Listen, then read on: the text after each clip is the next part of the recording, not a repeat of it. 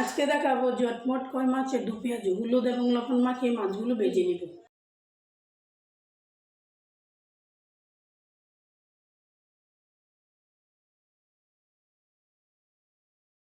ভাজা হয়ে গেলে এক পিঠ উল্টে দিব।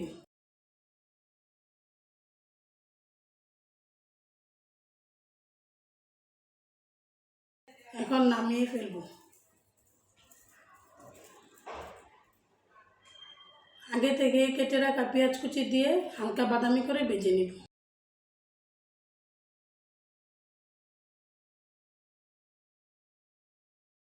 ভিডিওটি ভালো লাগলে অবশ্যই সাবস্ক্রাইব করবেন।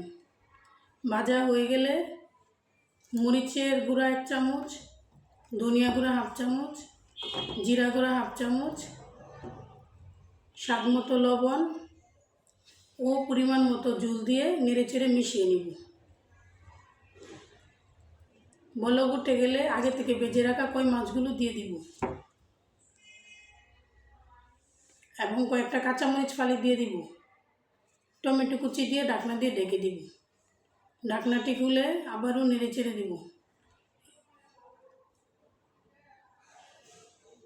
এই তো হয়ে গেল মজাদার কই মাছের দু পেঁয়াজু।